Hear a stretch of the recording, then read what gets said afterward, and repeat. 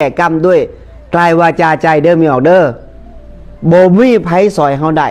ตอนเวลาเฮาตายแม้กระทั่งผู้ที่อยู่ข้างๆเฮานะผัวเฮาเนี่ยนะ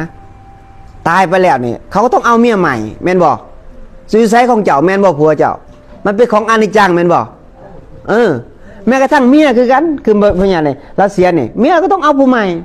อยู่ไซของลาวบ่มีของลาวเด้แม่นบ่เจ้าเสือได้ไม่ใหญ่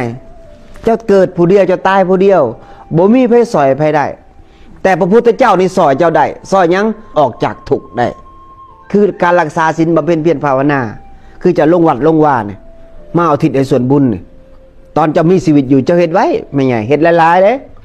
บัดเจ้าตายจะไม่มีโอกาสได้ทาลูกเจ้าเฮ็ดให้ทาล้านเจ้าเฮ็ดให้โอ้ยมันกินเหล้ากินเบียร์เซยหมดแล้ว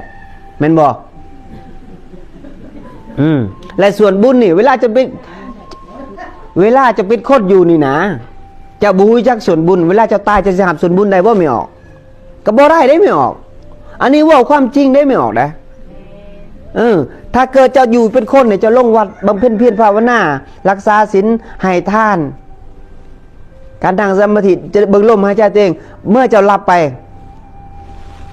ยมทูตเขามียมบาลเขามีเขาหูจักเจ้าจะขึ้นนรกหรือเขาเป็นคนตัดสินดิ่งจะขึ้นดิ่งจะลงจิตเจ้าเบาเจ้าก็ขึ้นสวรรค์ไม่ออกโดยบ่มีความราคะโทสะโมหะบ่ให้บ่ขาดบ่พยาบาทบ่ด่าผู้อื่นบ่เอาเรื่องของผู้อื่นมาเว้านะไม่ออกคือบ่เฮ็ดให้จิตใจตัวเองมองเศร้านะเวลามันอยากเว้านี่เวลามันอยากเว้านี่เด้อปากได้คันยับขานี่สั่นและใจติงตึกตักแล้วมันก็ด่าแล้วบัดนี้มันบอก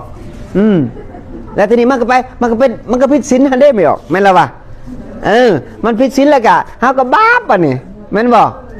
เพราะฉะนั้นเฮาใส่คันตีเด้อแมวเด้ออดทนมันสิคันมันสิเว้ามันสิว่าผู้อื่นเฮาก็อยู่ซื่อๆอยู่มันผิดศีลใดมันสิตกนรกจังซี่เฮาบ่เว้าบ่ด่าบ่ปล่อยสอนลูกสอนหลานด้วยศีลด้วยธรรม